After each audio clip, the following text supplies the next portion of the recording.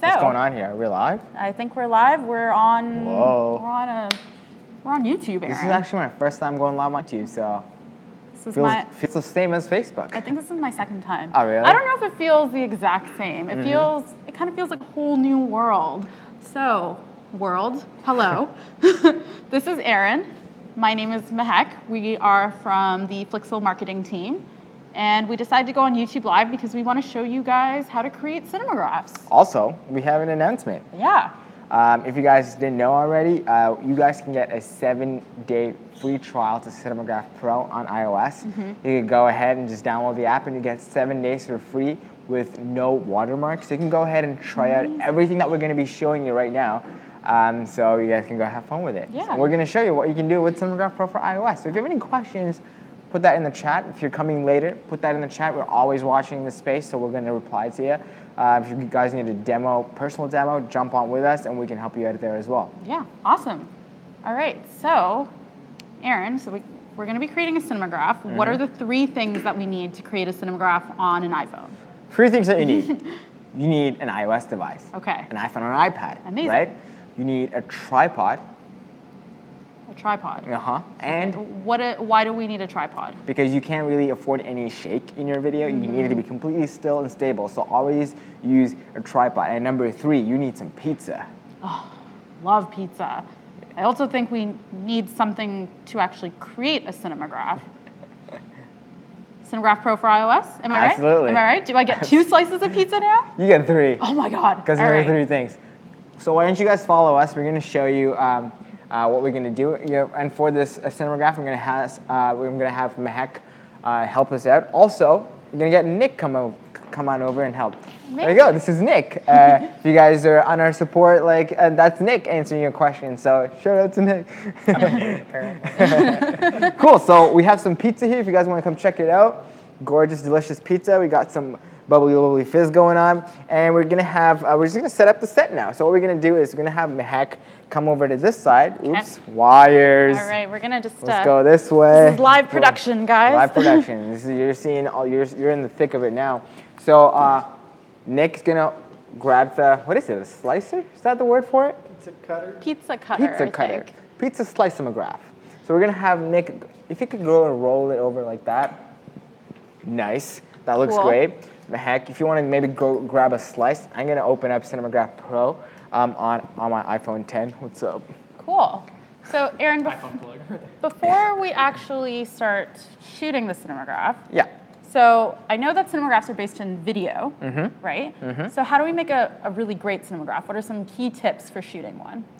Key tips to shooting a cinemagraph is composing your cinemagraph. Start it off by making sure it looks good, and the best way to do that is approach it the same way you would with a photograph. So as when you take photos, you're trying to get that perfect little angle, and that's the same thing you should be doing with cinemagraphs, because at its very core, a cinemagraph is a very good photograph. Right. It's a photograph. And then you want to use video to kind of tell a deeper story. Exactly. So what we're going to do now is we're going to set the frame up like we would for a photo shoot, but it's a cinemagraph shoot now. So we have it set up on the tripod.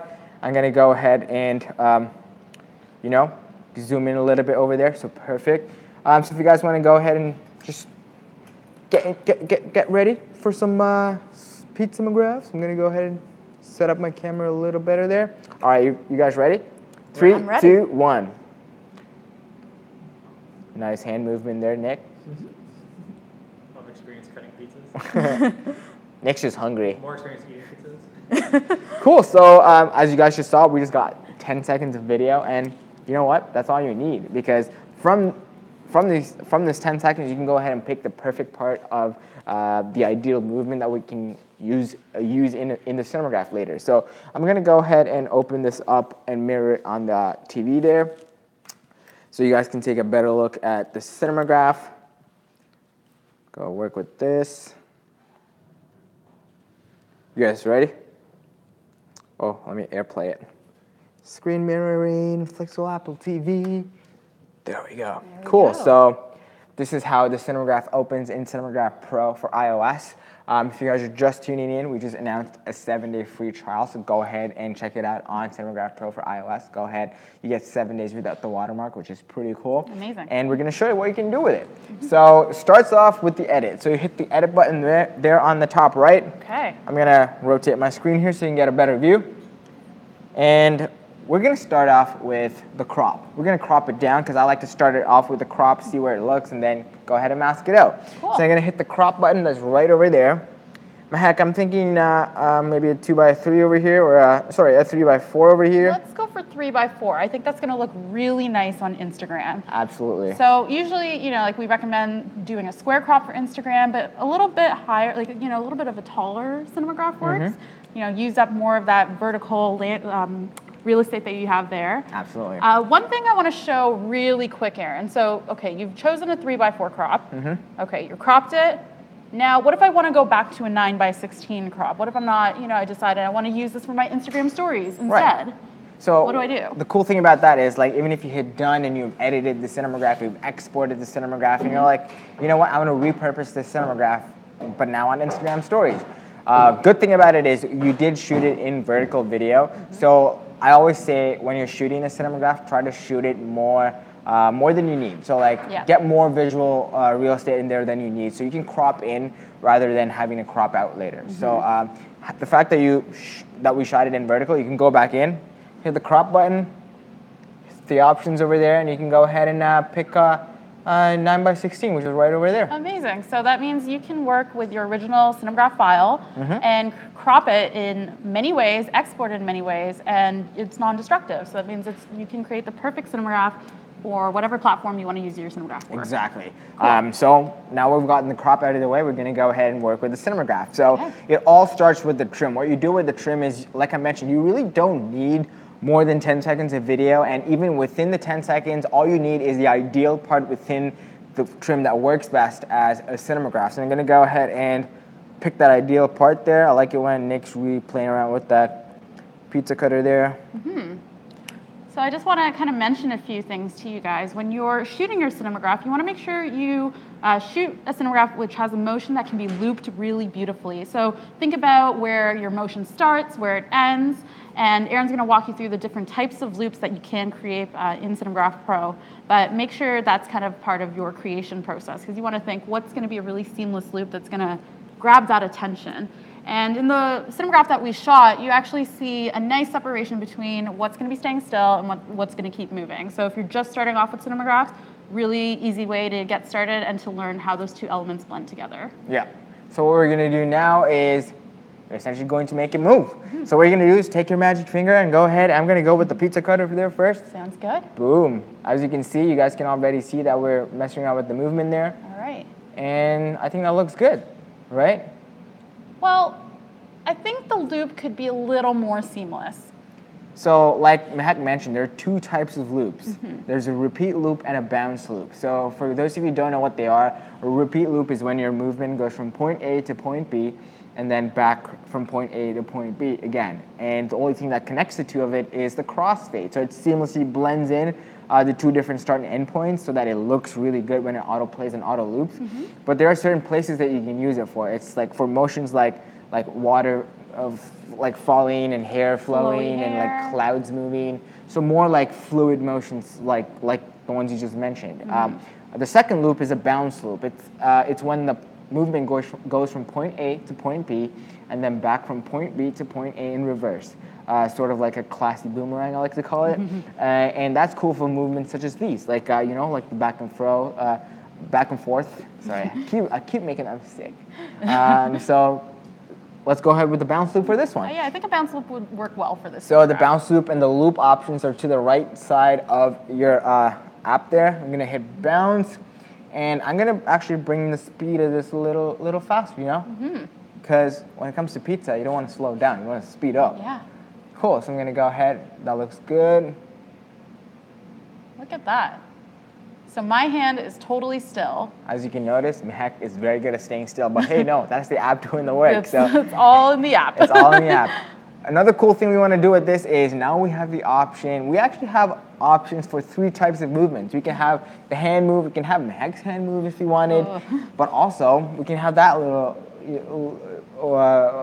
the drink move there as well. So let's go ahead and zoom in and see what we can do with that. I'm gonna go into the brush settings over there. Okay. Bring the size of the brush a little, make it a little smaller so I can get a really, actually bigger. And boom, there you go. Whoa, so you can see the bubbles are moving in that nice glass of ginger ale going on there, while Nick is slicing the pizza at the exact same time, while I'm keeping my hand still. So we have 2 motions going on in one Cinemagraph, which is really cool. As you guys can notice, I went a little out of my subject here. So a cool thing about this is you can just hit the eraser button there, boom, and then it's gone forever. And there you have it. There you go. And then you zoom back out there. Oh, I actually have a little bit of movement here. Cool. And that's pretty good. That's your Cinemagraph right there. Exactly. So after this, you just go ahead and color your Cinemagraph. Make it look pretty for your social media. So what we're going to do is go into the color editor tool there. You can go ahead and add some temperature. I like that. Add a little warmth to your Cinemagraph. Exposure. That's a big one. I've heard. Make it lit. Get it lit up.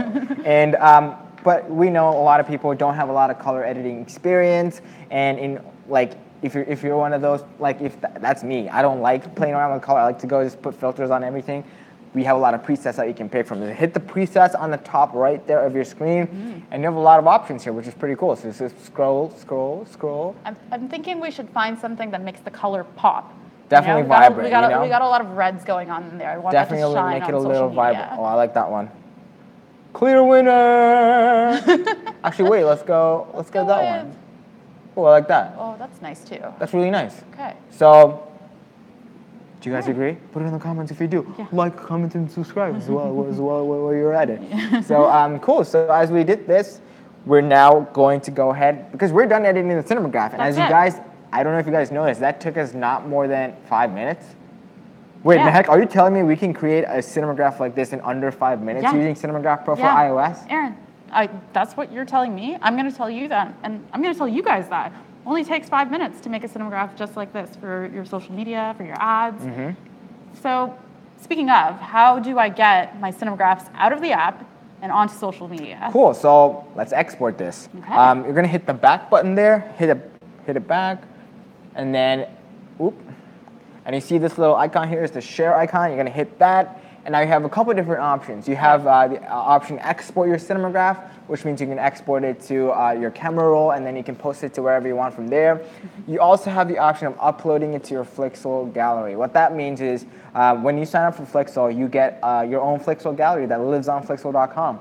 And what you can do is you can upload your Cinemagraphs, the ones that you post, the ones that you create, you can upload them to your gallery. And from your gallery, you can embed them on your landing pages, or your blog posts, your websites, and it works seamlessly. It works amazing. If you go into the Flixel blog, you can see examples of how Cinemagraph embeds live and work and how they are displayed, and they look pretty darn good. So, and also uploading your Cinemagraph to Flixel allows your Cinemagraph to be seen by billions of people. It's how we're able to see your work. It allows us to feature your work and get more people to see what art you're creating and how you're using the Cinemagraph medium to tell better stories. So if you want to get featured on our social platforms, make sure you upload to your Flixel gallery, set it to public, and then we are able to feature your work. Absolutely. Cool. So now we're going to go ahead and export. Now when I talked about exporting, we talked about exporting this for Instagram, and we know that you guys might want to export your Cinemagraphs for either Instagram or Twitter and Facebook, and all these platforms are super cool because they all accept and embrace video real well. In fact, all of them autoplay and auto loop video, which is great news for Cinemagraphs because when your audience comes across a Cinemagraph, it's going to start playing right off the bat. It's going to keep going, giving them the illusion that they're looking at a still photo. But in order for your Cinemagraph to autoplay and auto loop on these different platforms, there are certain criteria that they have to meet. For example, Facebook, it has to be below 30 seconds. Instagram below 15 seconds. Twitter is 6.5 seconds. Yeah, so there's different conditions for your Cinemagraph, and like on each platform in order for it to autoplay and auto loop. Exactly. So it's kind of hard to keep track of sometimes. So we want to make it super easy for you guys to be able to share the most optimized version of your Cinemagraph for whichever platform you want to share it on. So when you hit up export, we've got all of these presets here, which allow you to share the Cinemagraph as it should be shared on whichever platform you desire. So I think, like Aaron mentioned, we created this Cinemagraph for Instagram. So when you hit Instagram, Bloop.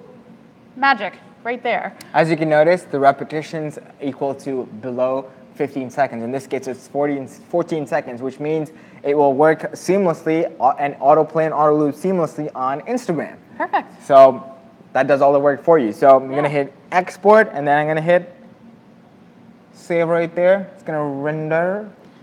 So I just want to emphasize, guys, like we said, every social platform supports video. So make sure you're exporting a video file. Make sure you're using video on social media. GIF formats, we still see some Cinemagraphs being shared as GIFs. Not ideal. They're large in file size. They are super grainy and not as high in quality. Why do it unless you're sharing a meme, Let's focus on sharing video for your Cinemagraphs, which are lower in file size, higher in quality, and make for a better user experience. Cool. Yeah. So here's the Cinemagraph that we just created. I'm going to hit play. That looks tasty. And there it is. Amazing. Look at that. Oh my gosh. When is Nick going to stop cutting, and when is he going to give me a slice? I don't know. Actually, I'm going to go ahead and eat that pizza. So thanks again, you guys, for joining in today. It was great talking to you about and showing you how Cinemagraph Pro for iOS works. If you guys are just tuning in, we mentioned at the beginning of the session that we just introduced a 7-day free trial to Cinemagraph Pro. So you can go ahead and access Cinemagraph Pro without a watermark. Use 7 days for free and go ahead and play with all the features, export as many Cinemagraphs as you want and post them. If you wanted some help, feel free to ping us and we can jump on a personal demo with you guys and so that you guys can go ahead and have all of the help that you need to create your very first Cinemagraph. Yeah, if you like this tutorial, make sure you like, comment, subscribe to our channel. We're going to be doing more of these and we're happy to help and we're here to help. So we will see you guys very soon. Bye-bye. Bye.